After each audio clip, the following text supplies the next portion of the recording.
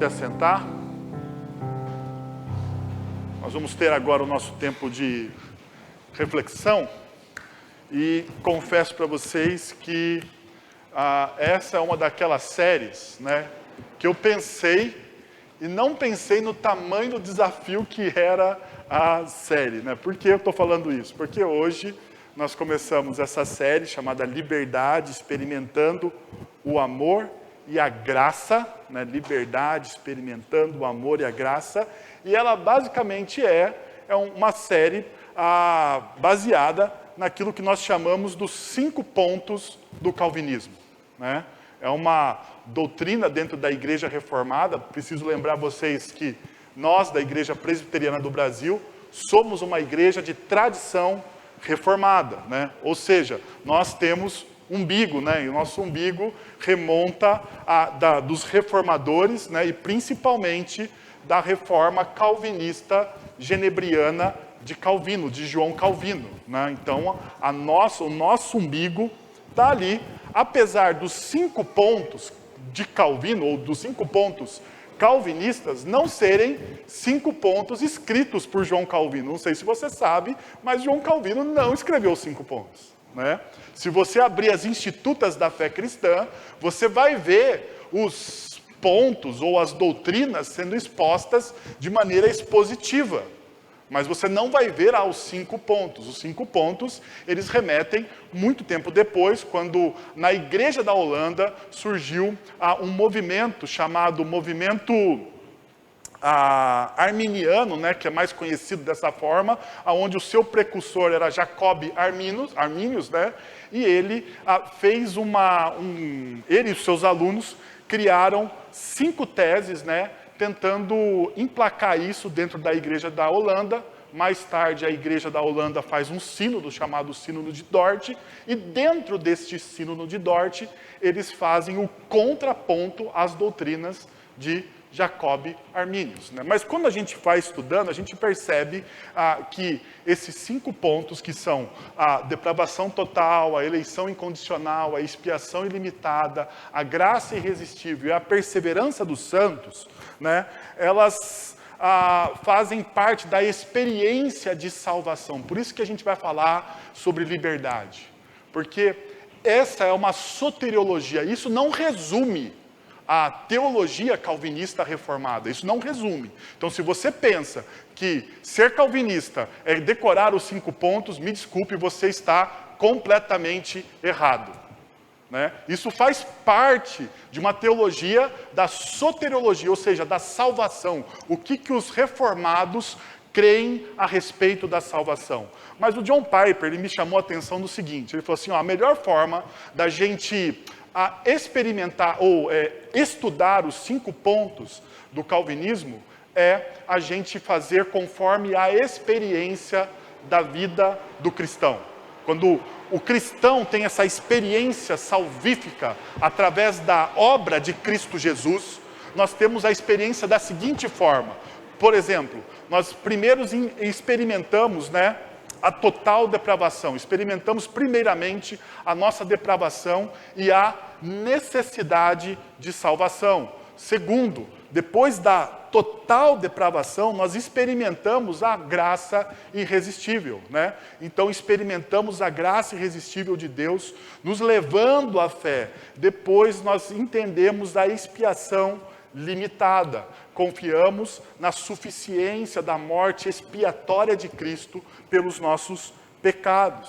Depois nós experimentamos a eleição, ou compreendemos, descobrimos a eleição incondicional. Descobrimos que por trás da obra de Deus, em expiar nossos pecados e levar-nos à fé, estava a eleição incondicional de Deus. E por último, e por fim, a gente encontra a perseverança dos santos. A perseverança dos santos que por último, descansamos em sua graça eletiva e nos dá o poder e a vontade de perseverarmos até o fim. Então, deixa eu te falar para vocês, essa é a nossa agenda nos próximos 5 encontros.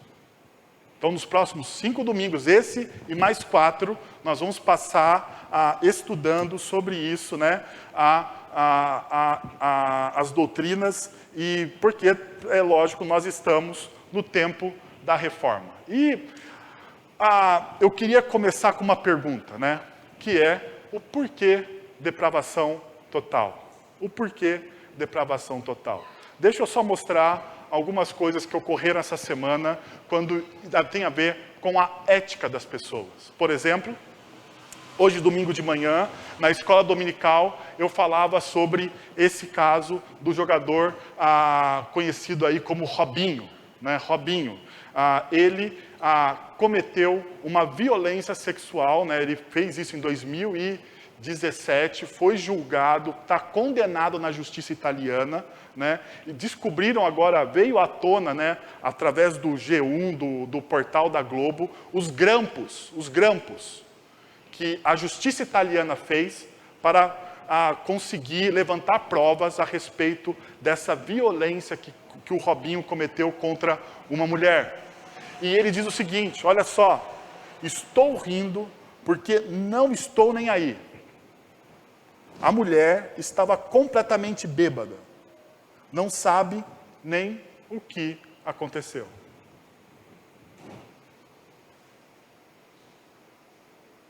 É de você ficar indignado.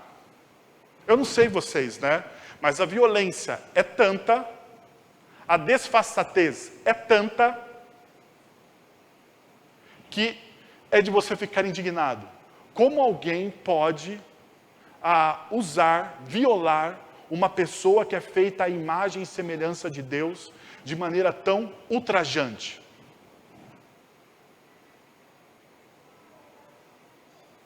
Como isso pode acontecer? Como uma pessoa pode falar assim, eu estou rindo, diante da desgraça, eu afligi uma desgraça, uma violência contra uma outra pessoa, e eu falo, eu estou rindo. É lógico, ele não falou isso para o público. Isso foi pego de surpresa. Isso foi pego, ele falou no secreto, com um amigo. O grande problema não é as coisas que nós fazemos em público. O grande problema, e aqui se revela essa doutrina do calvinismo, a depravação total, ou seja, o homem está em todas as áreas da sua vida depravado, em todas as áreas da sua vida, o homem sofreu o quê? Corrupção. Então todas as áreas da vida do ser humano estão deturpadas. E o problema é o que você faz no privado, às escondidas, quando ninguém está vendo. Robinho é uma pessoa pública, jogador, jogou na seleção brasileira, jogou em grandes times, campeão brasileiro, campeão da Champions, campeão não sei da onde, multicampeão. Mas o problema está quando ele faz no privado. Isso também me faz lembrar, né, o icônico caso do senador Chico Rodrigues, que tinha 30 mil reais na sua cueca. Vocês viram isso? Foi espalhado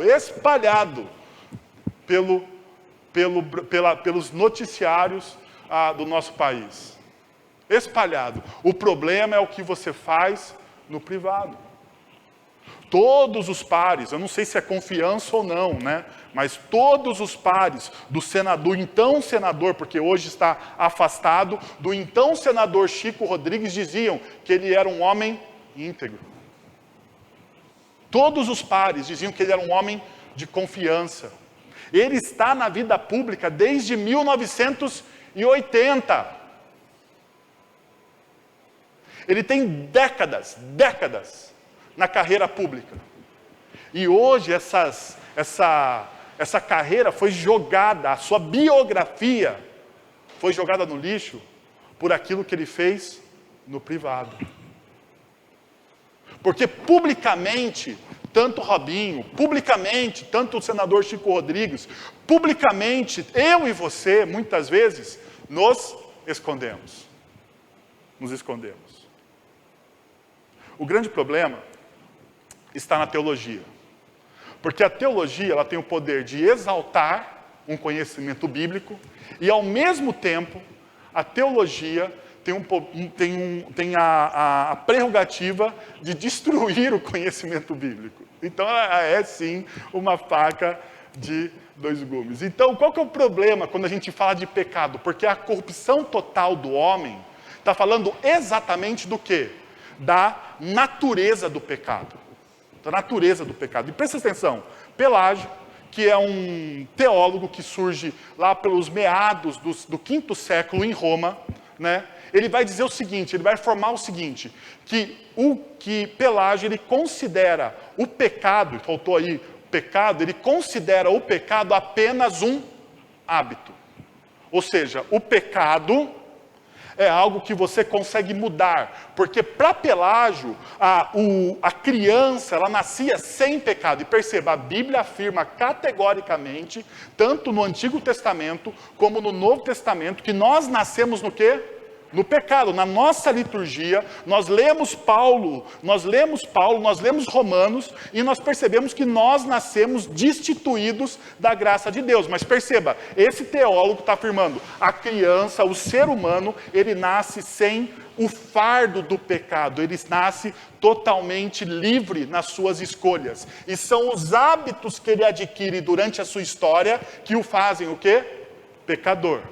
O grande problema é que nessa teologia da autoajuda, a gente não precisa da cruz. Basta você mudar o seu hábito.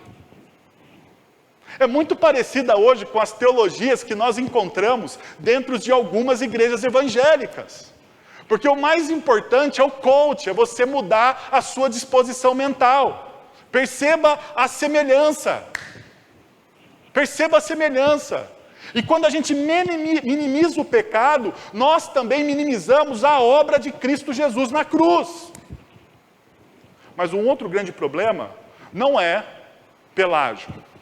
Porque Pelágio foi combatido por Agostinho, foi combatido na igreja, e a sua heresia, na íntegra, cai por terra, mas fica a partes. E é aquilo que nós chamamos dos semi-pelagianos, né? Que são as pessoas que seguiram não tanto a Pelágio. E os semi-pelagianos, eles falam que eles consideram o pecado como uma doença. O pecado é só uma doença. E é um negócio até bonito, porque ele fala assim, olha só, os pelagianos falam assim, que o pecado ela é uma doença no homem incurável. Incurável. É como se fosse um câncer. E a única pessoa capaz de curar essa doença incurável que está no homem é Cristo Jesus e a sua graça. Mas perceba mais uma vez, o pecado é apenas uma doença.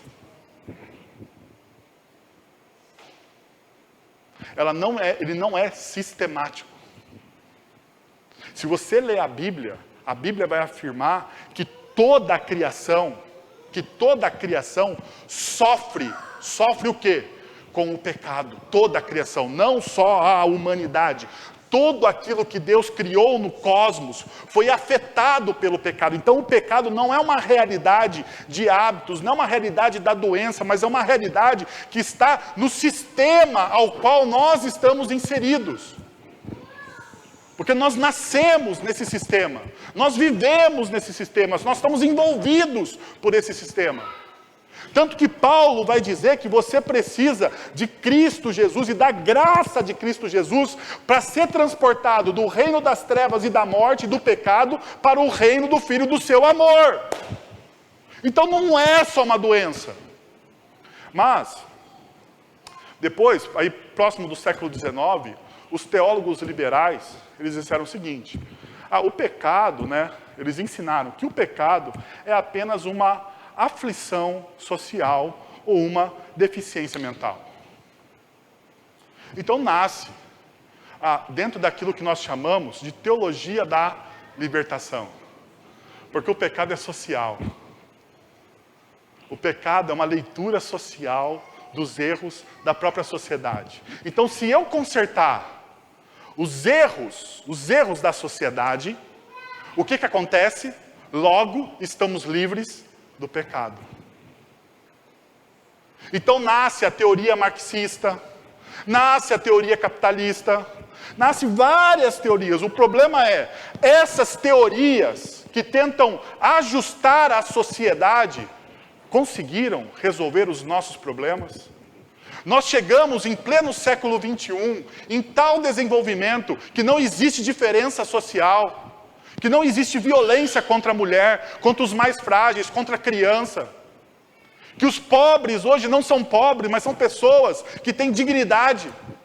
Será que arrumando a sociedade a gente resolve o problema do pecado? Eu acho que não.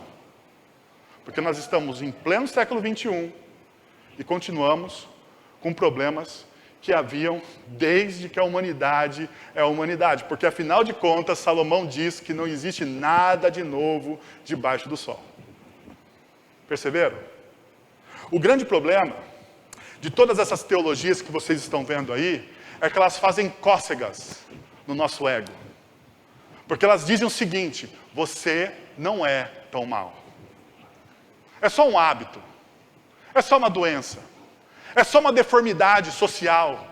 Você não é tão mal. Afinal de contas, você nasceu livre. Perceberam como isso faz cócega no nosso ego? Como isso nos ajuda, nos alimenta e nos deixa até mais um pouco assim revigorados. Porque afinal de contas, eu não sou tão mal. Mas a pergunta é, será que você não é tão mal?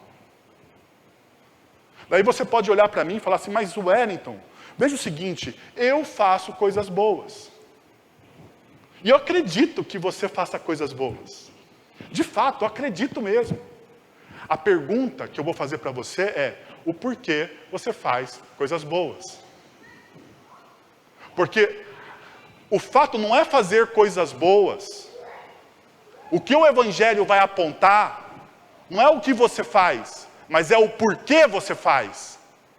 E aqui é a grande diferença da espiritualidade cristã para qualquer outra confissão de fé que se chame a partir de um contexto de salvação. Porque a espiritualidade cristã afirma que existe ainda bondade no mundo. Mas a espiritualidade cristã faz uma pergunta a mais, que só reconhecer a bondade que existe no mundo, é o porquê você faz o que você faz. O que está por trás daquilo? Bom, deixa eu te alimentar um pouco a sua imaginação com uma pequena ilustração. Vamos pensar o seguinte, hoje nós estamos numa sociedade onde a mídia social se tornou algo assim, né? Avassalador, né? Você não precisa ter um grande canal de TV hoje para você ser conhecido. Há 20, 30 anos atrás, né, você precisava de um grande canal de TV, para ser conhecido você tinha que ter a mídia tradicional, jornal, TV e rádio. Mas hoje, com o advento da internet, você não precisa de absolutamente nada disso. Você tem o seu celular e você tem as suas ações para se tornar famoso.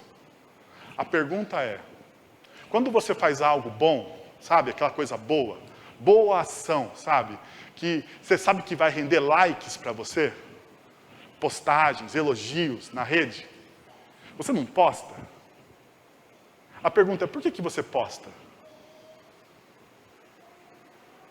Você posta porque existe em você o desejo de ser o quê?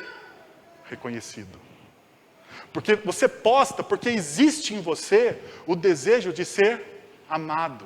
Você posta porque esse desejo de ser amado se esconde uma idolatria pela sua imagem. Perceba, o porquê você faz coisas boas. Eu faço coisas boas para as pessoas olharem para mim e me elogiarem. Falar assim, poxa, que coisa bacana, como é bom. E a gente vive nesse dilema. Todo bom pregador também vive nesse dilema. Eu não me considero um bom pregador, mas assim, todo bom pregador vive esse dilema, porque afinal de contas ele prega bem, para o final do encontro ele ter o quê? Bons elogios. O problema não está em ter elogios ou não, o problema está se ele gosta demais daqueles elogios e aquilo infiltra no coração dele, criando uma idolatria pela imagem dele. E ao invés dele render glórias a Deus, o que ele faz? A glória dele. Idolatria.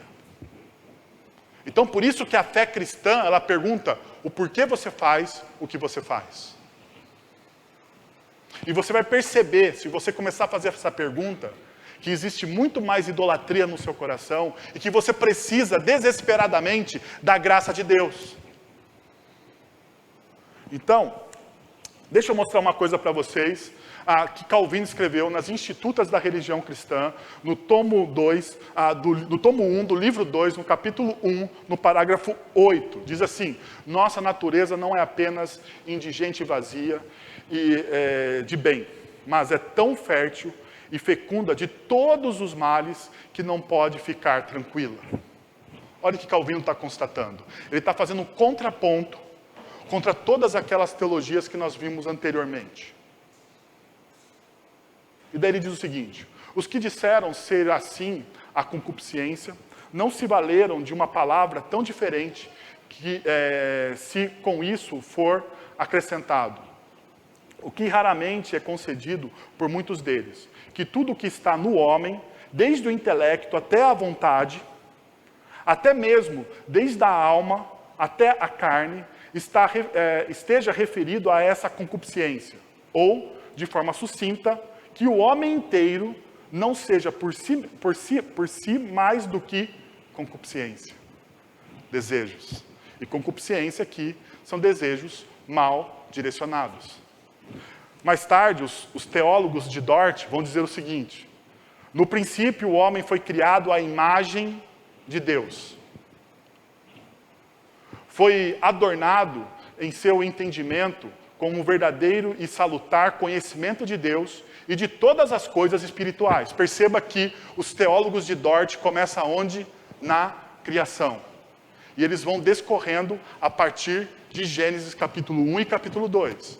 Sua vontade, o seu coração eram retos, todos os seus afetos puros. Portanto, o homem, e grava isso aqui, todos os seus afetos, todos os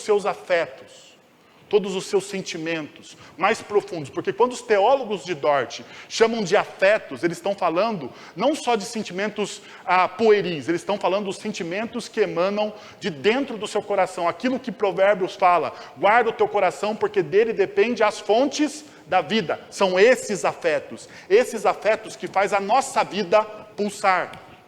Diz assim: puros. Portanto, era o homem completamente o quê? Santo. Mas, desviando-se de Deus, sob instigação do diabo e pela sua livre vontade, porque no Éden o homem tinha livre vontade, hoje essa livre vontade não existe mais, porque nós nascemos no pecado, ele se privou desses dons excelentes. Em lugar disso, trouxe sobre si cegueira, trevas terríveis, leviano e perverso juízo em seu entendimento, malícia, rebeldia e dureza em sua vontade e em seu coração. Perceba, e ainda impureza em todos os seus afetos, ou seja, em todas as suas pulsões de vida, o homem trouxe para si o quê? Impureza. Perceberam? Por isso que Paulo, em Romanos, vai dizer o seguinte: tudo que não provém de fé é o quê? Pecado. Tudo o que não provém de fé é pecado. Romanos capítulo 14, versículo 23. Bom, pensando em tudo isso que eu falei para vocês até agora, eu quero ler com vocês pausadamente uma história muito conhecida no nosso meio, a história do jovem rico, que fala a respeito do quê? De depravação total e de pulsões do coração, que são pulsões que desviam a pessoa do seu caminho, da sua caminhada. Bom, Marcos capítulo 10, se você quiser abrir na sua Bíblia, você que está acompanhando a gente pela internet, ou se você quer acompanhar aí na projeção, nós vamos devagar, lendo e estudando e percebendo as verdades que existem neste texto. Diz o seguinte: quando Jesus ia saindo, um homem correu em sua direção e se pôs de joelhos diante dele e lhe perguntou: bom mestre, que farei para herdar a vida eterna? Essa pergunta é uma pergunta justa, não é? Bom mestre, o que farei para herdar a vida eterna? É uma pessoa que está buscando coisas elevadas. Se você ouve alguém entrar numa igreja, se colocar de joelhos e falar, bom mestre, o que farei para herdar a vida eterna? Você fala, ok, esse cara está buscando algo de profundo. Agora perceba o que ele faz. Diz o texto, correu em sua direção e se pôs de joelhos diante dele. Existem mais 2 textos que isso acontece a mesma cena. Marcos capítulo 1, versículo 40, um leproso coloca-se diante de Jesus de joelhos. E Marcos capítulo 5, versículo 22, o chefe da sinagoga, que tinha sua filha adoentada à beira da morte, se coloca diante de Jesus de joelhos. Em Marcos você tem esses 3 eventos, de alguém se colocando diante de Jesus de joelhos.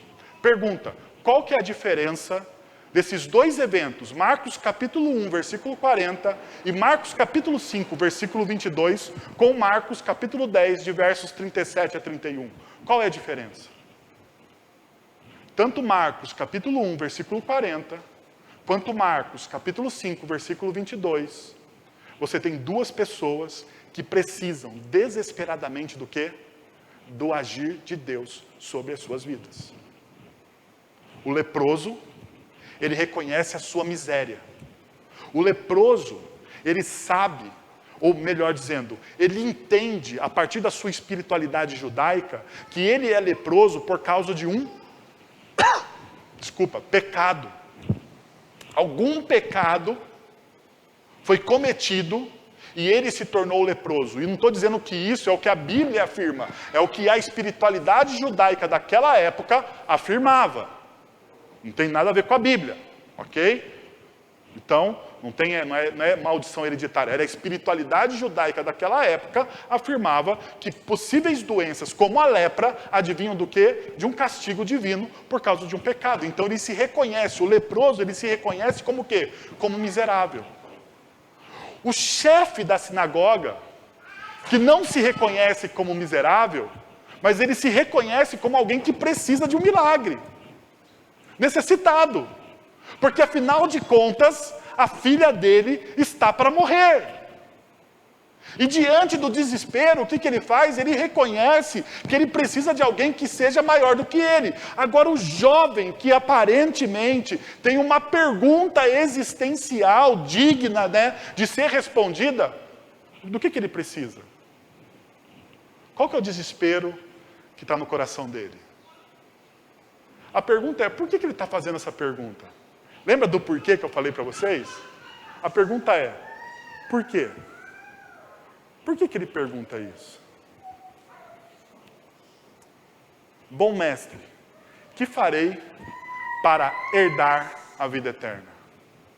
Bom mestre, o que eu farei para herdar a vida eterna? Perceba, John Piper ele diz uma coisa muito interessante. Ele fala assim, a religião é um dos principais meios pelos quais o homem oculta a sua indisposição de abandonar a autoconfiança e de depositar todas as suas esperanças na misericórdia merecida de Deus.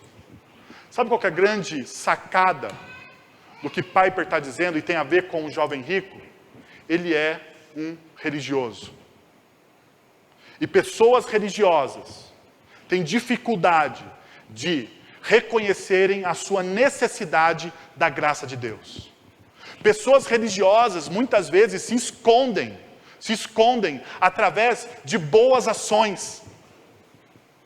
Pessoas religiosas camuflam as suas imperfeições através de uma religiosidade vazia, sem sentido, sem impacto, sem de fato uma transformação. Você olha e você pensa que aquela pessoa é transformada, mas na verdade aquilo não aconteceu. Perceba, o que Jesus responde para ele? Respondeu-lhe Jesus: por que você me chama bom? Perceba, parece que Jesus, ele entra em um outro tom. O cara vem humilde, não sei se você consegue imaginar essa cena, mas eu imagino essa cena. O cara vem humilde, voz mansa, olhos baixos e fala: bom mestre, o que farei eu para herdar a vida eterna? Ele se ajoelha diante de Jesus. A cena que eu tenho na minha cabeça é Jesus olhando para ele e respondendo: por que você me chama bom? Por que você me chama bom? Ninguém é bom a não ser um, que é Deus. Ninguém é bom. Perceba a ênfase que Jesus dá. Ninguém é bom a não ser um, que é Deus. Daí você está perguntando, mas Jesus não é o Deus encarnado, mas Jesus está fazendo uma outra ênfase aqui, que é a ênfase entre a natureza humana e a natureza de Deus. E essa ênfase tem que ser classificada aqui de maneira firme, porque Jesus está dizendo assim: olha, você, perceba, do que ele chamou Jesus? Bom mestre. Qual que é a visão que esse jovem tem a respeito de Jesus? De um bom mestre. Ele não tem a visão de Jesus sendo realmente quem ele diz ser na história. Jesus é simplesmente mais um rabi que se tornou famoso na Judéia daqueles dias. Que tinha grande multidão de seguidores, porque afinal de contas, Deus o usava de maneira miraculosa, mas ele não era o Messias, ele não era o Cristo, ele era simplesmente um bom mestre. E daí Jesus enfatiza: por que você está me chamando de bom, se existe somente um que é Deus, e esse sim é bom? Perceba então, Jesus ele faz essa distinção entre a natureza humana e a natureza de Deus. E a natureza humana, sem a obra do Espírito de Deus, tudo o que pensamos, sentimos e fazemos não é bom. A natureza humana, sem a obra do Espírito de Deus, tudo o que pensamos, sentimos e fazemos não é bom. Não é bom. O homem natural tem sua mentalidade que não se submete e nem pode se submeter a Deus. O homem não pode reformar a si mesmo. Por isso que Calvino vai dizer que o coração do homem é uma fábrica do quê? De ídolos. O coração do homem é uma fábrica de inventar formas de idolatria. E Calvino tira isso das próprias Escrituras, porque a Escritura vai afirmar que nós somos experts em inventar novas maneiras do quê? De pecar, de quebrar a lei de Deus. Basta você ler Romanos capítulo 1. E quando você lê Romanos capítulo 7, você percebe essa verdade. Porque eu sei que em mim, isso é, na minha carne não habita bem nenhum. Pois o querer o bem está em mim. Não, porém o efetuá-lo. Eu posso desejar algo, mas aquilo que eu estou desejando, eu não consigo fazer o quê? Colocar em prática. Você até pode ter a percepção de bondade. Perceberam o que Paulo está dizendo aqui? Você tem a percepção da bondade, daquilo que pode ser bom. Mas aquilo que é bom, você não consegue fazer o quê? Dar o passo seguinte. Perceberam a dificuldade que muitas vezes nós temos? Nós viemos à igreja, nós entramos numa igreja, nós ouvimos um sermão de domingo, e a nossa dificuldade qual que é? É a segunda-feira. A nossa dificuldade é pegar aquilo que a gente ouviu domingo e aplicar na nossa vida. Porque aplicar na nossa vida é abrir mão da nossa autonomia e submeter a nossa vontade à vontade de Deus. Perceberam? Bom, o texto continua. Mas daí Jesus diz para o jovem: mas você conhece os mandamentos? Não matarás, não adulterarás, não furtarás, não dará falso testemunho, não enganarás ninguém, honra o teu pai e a tua mãe. Qual que é a resposta que ele dá? Mas antes disso, perceba, essa aqui é aquilo que os teólogos chamam da segunda tábua da lei. E a segunda tábua da lei, ela tem relações interpessoais. Primeiro, ela fala de coisas objetivas. Perceba, você conhece os mandamentos? Objetivo: não matarás, não adulterarás, não furtarás, não darás falso testemunho, não enganarás a ninguém, honra o teu pai e a tua mãe. Você tem mandamentos objetivos. Se você não fizer, você está livre do mal. Perceba a resposta do jovem. Ele declarou: mestre, a tudo isso tenho obedecido desde a minha adolescência. Ele faz uma referência à cultura judaica, que é o bar mitzvah. E do bar mitzvah significa que é a cerimônia que insere o adolescente judeu como responsável pelos seus atos diante da lei judaica. Para as meninas isso acontecia aos 12 anos e para os meninos acontecia o quê? Aos 13 anos.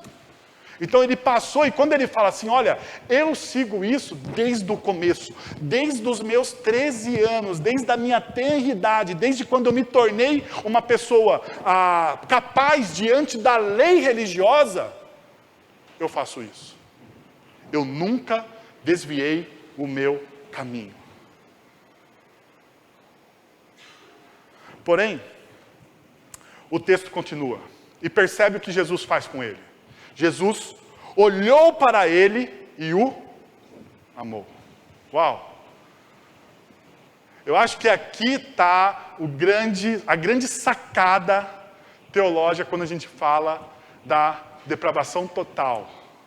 Deus ama, Jesus ama de maneira ágape, porque Deus amou aqui dessa maneira ágape, avassaladora, desmedida. Deus ama quem?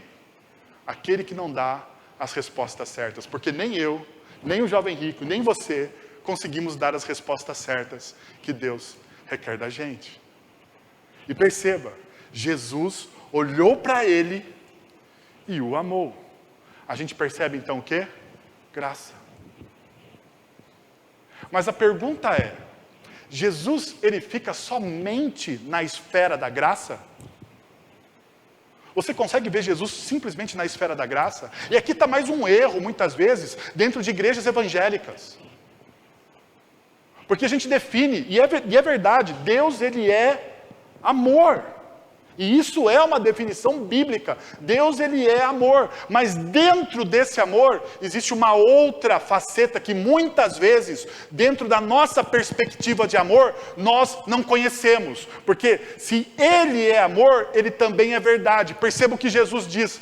Falta-lhe uma coisa, disse ele. O amor de Jesus, a graça de Jesus, não nos nega a nossa verdade. Você ter uma visão de um Deus amoroso e gracioso, mas não de um Deus que trabalha na sua vida a partir da verdade, você tem um Deus menor do que o Deus que a Bíblia nos aponta e nos mostra e nos revela. Perceberam isso? Por isso que Jesus ele olha para esse jovem, ele o ama de maneira desmedida, mas por amar ele de maneira desmedida, o que ele faz? Fala a verdade. Era assim que pais cristãos deveriam educar os seus filhos. Mas muitas vezes nós, pais cristãos, educamos os nossos filhos simplesmente na esfera da graça. E isso está errado. Nós estamos negociando o Evangelho de Jesus, estamos enfraquecendo o nosso Deus, porque nós não falamos o Evangelho de A a Z, nós minimizamos o Evangelho. Nós não confrontamos as pessoas. E perceba, amar uma pessoa não significa passar a mão na cabeça dela, Jesus faz isso. O texto diz, Jesus o amou e falou para ele, falta-lhe uma coisa. E perceba o que o texto diz, é o ambiente de transformação do Evangelho. O ambiente completo de transformação do Evangelho engloba graça e verdade. Se tiver só graça, não existe transformação. Se tiver só verdade, não existe só transformação. Tem que ter graça e verdade. Esse é o ambiente de transformação do Evangelho de Jesus. E o texto vai nos mostrar o seguinte, perceba o que Jesus diz. Falta-lhe uma coisa, vá, vende tudo o que possui e dê o dinheiro aos pobres, e você terá um tesouro nos céus. Depois venha e siga-me. Perceba aqui, vá, imperativo. Vende, imperativo. Dê, imperativo. E siga-me, imperativo. 4 verbos no imperativo. Existe possibilidade dele não fazer isso? Perceberam? Não existe a possibilidade dele negociar com Jesus. Jesus fala, ok, você quer me seguir, ok, você tem feito parte daquilo que é pedido, mas falta uma coisa para você. Eu amo você e eu quero que você me siga, mas falta uma coisa para você. Eu não vou negociar com você. Então, se falta alguma coisa, faz o seguinte, confronte as suas partes escuras da sua vida. Vá, venda, dê e siga-me.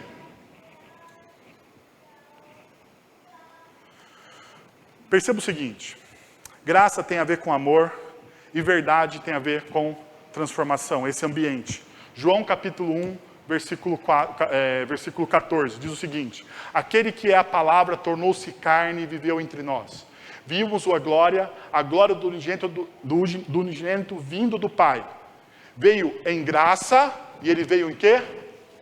Em verdade. Essa é a natureza de Deus. Essa é a natureza de Cristo Jesus. Ele coexiste nessas duas verdades, dessas duas naturezas. Daí, se você não estiver satisfeito, Efésios, o apóstolo Apolo fala como a gente deve tratar as coisas. Ele diz o seguinte em 4,15. Efésios 4,15. Antes, seguindo a verdade em amor. Não é só a verdade, não é só amor, é seguindo a verdade em amor. Crescemos em tudo naquele que é o cabeça, o quê? Cristo. Lembraram? Ambiente de transformação do Evangelho. O ambiente de transformação do Evangelho tem a ver com isso. Deixa eu mostrar para vocês um gráfico de um autor inglês chamado Mike Breen.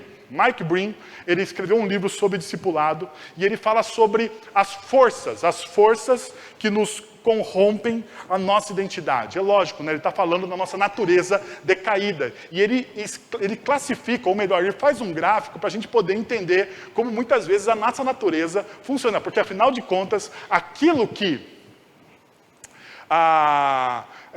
cria desejo no meu coração, talvez não seja aquilo que crie desejo no seu coração.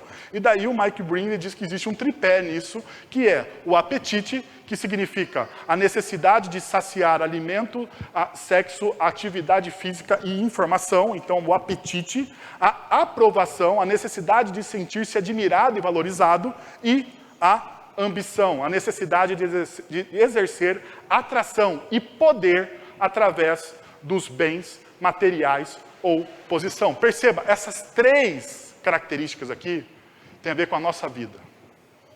Apetite. Aquilo que você... Pulsão de vida. Lembra que eu falei?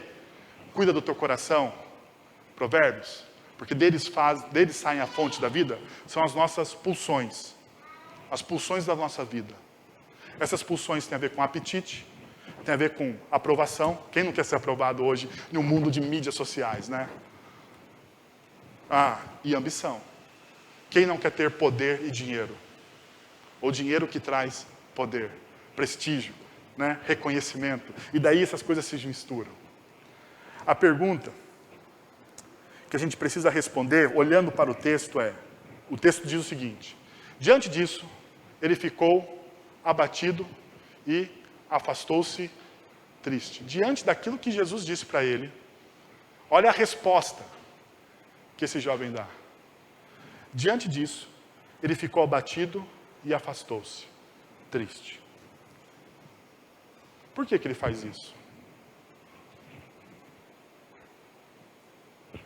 Pega o gráfico que eu mostrei para vocês agora. O que havia no coração? Qual era a pulsão, aquilo que move esse jovem? É a paixão que ele tem por Deus? É o desejo desenfreado de ter uma vida eterna, vivendo o Evangelho, conhecendo a Deus com profundidade? Isso é a pulsão básica do coração dele? o texto diz o seguinte: ele se afastou triste e abatido, porque ele tinha o quê? Muitas riquezas. Aonde estava o coração daquele jovem? Aonde estava?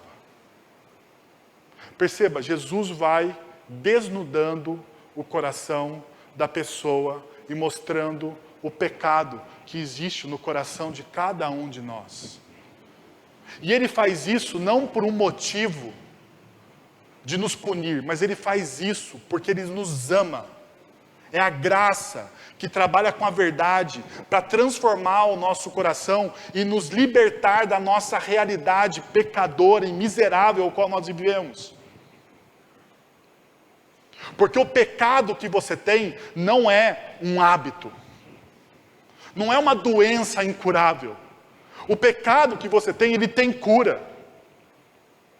Ele não é um hábito, mas ele precisa ser mudado. Ele não tem a ver com as mazelas da vida, mas ele cria mazelas. E essa libertação está na submissão que você tem ao Cristo. E perceba o seguinte, o que diz, ou que a gente pode entender. Algo que ele considerava mais importante e valioso para a sua vida do que a eternidade com Deus e a missão como discípulo na história. Era o quê? Ele mostra, é o ídolo que ele tem no coração. E perceba, quando Jesus demonstra isso, ele demonstra que faltava cumprir parte da lei, que era a primeira tábua, o relacionamento com Deus. Êxodo capítulo 20, versículos de 1 a 11. Amo o teu Deus, né? Então Deus falou todas essas palavras. Eu sou o Senhor, o teu Deus, que te tirei da terra do Egito, da casa da servidão. Não terás outros deuses diante de mim. Não farás para ti uma imagem de escultura, nem semelhança de que há em cima da terra ou nos céus, nem embaixo da terra, nem nas águas ou debaixo da terra. Não as adorarás, nem lhe darás culto, porque eu sou o Senhor, o teu Deus, Deus zeloso, que visita a iniquidade dos pais e dos filhos, até a 3ª e 4ª geração, daqueles que me aborrecem, e faço misericórdia até 1000 gerações daqueles que me amam e guardam os meus mandamentos. Não tomarás o meu nome em vão. Não tomarás o nome do Senhor, o teu Deus, em vão, porque o Senhor não terá por inocente quem tomar o seu nome em vão. Lembra-te do dia de sábado, e aí o texto continua. Percebe? O que faltava? Quando Jesus fala para ele, você vai cumprir a lei, Jesus omite de propósito o quê? Aquilo que ele não faz. Para depois desnudar o coração dele, porque ele tinha uma idolatria dentro dele. Então, diante daquele gráfico lá que eu mostrei para vocês, a pergunta que a gente precisa fazer é: qual a força que corrompe a identidade desse jovem, gerando ídolos em sua vida e fazendo dele um refém? Na minha concepção, ambição. Ambição. Tudo que ele faz, desde o ajoelhar diante de Jesus, e a fala que ele tem é calculado. Ele é um religioso. Perceberam? Deixa eu falar uma coisa para você, meu querido irmão e irmã que está aqui presente nessa noite, ou nos acompanhando pela internet. Deixa eu falar uma coisa para você. Tudo o que você faz para Jesus é calculado. Se é calculado, você precisa de uma restauração na sua vida, e isso não é um hábito que você precisa mudar. Você precisa pedir encarecidamente a graça de Deus. Você precisa disso. Você precisa daquilo que nós chamamos de uma segunda conversão, talvez. De um reconhecimento das suas fraquezas, das suas mazelas, de um arrependimento. Porque a pergunta que fica para a gente é: qual é a força que corrompe a sua identidade? Diante dessas três, qual é a força que corrompe a sua identidade, gerando ídolos em sua vida e fazendo de você um refém? Talvez você seja um refém. Você está cativo. Você fala de liberdade do Evangelho, mas você não experimenta a liberdade do Evangelho. Você sente o seu coração aprisionado. Agora veja comigo. Eu gostaria de terminar aqui com vocês. A verdade tem o poder. Na verdade, seria a verdade e o amor. A verdade e o amor, depois você corrige lá nas suas anotações. A verdade e o amor têm o poder de desnudar os bastidores da nossa alma. As coisas que estão ocultas, que são feitas no privado. Quando isso acontece, duas são as nossas opções. Arrependimento ou ressentimento. Talvez Deus, nessa noite, através dessa mensagem, falou ao seu coração. E agora você tem uma responsabilidade, dentro da sua limitação, da sua agência limitada que você tem. Deus hoje está chamando você ao arrependimento. Mas você pode viver ressentido com isso. O jovem rico diz o seguinte, o texto, que ele se afastou triste. Triste. Ele se abateu no coração e se afastou triste. Eu gostaria de convidar você a uma outra postura nessa noite. Convido você a fechar os seus olhos e a gente poder orar junto.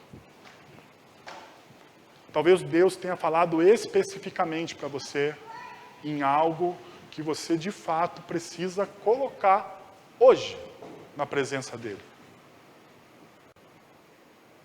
Talvez você está vivendo nessa farsa religiosa,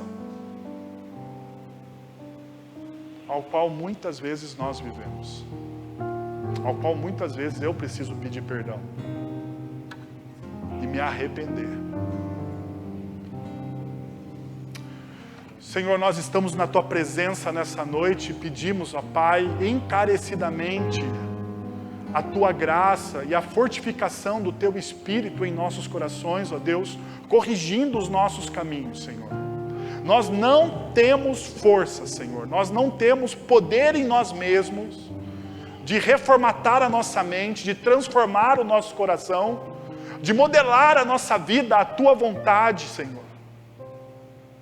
Mas nessa noite, Pai, nós pedimos a Tua graça, Senhor. Nessa noite nós nos dobramos diante do Senhor e pedimos, ó Pai, a Tua graça, a Tua misericórdia, o Teu amor, a renovação através do Teu Santo Espírito sobre nossas vidas, ó Deus. Nós precisamos disso, Senhor, nós precisamos. Retira de nós todo o ressentimento, Pai, e a amargura, e vem em nós com amor e verdade, Senhor, revelando as coisas que nós precisamos tomar consciência e arrependermos, ó Deus, de arrependimento, de transformação de mente e de coração, Senhor, uma transformação real, viva, Pai, de um testemunho vivo e eficaz da Tua palavra em nós, Senhor. Nós oramos em nome de Jesus, Senhor. Em nome de Jesus. Amém.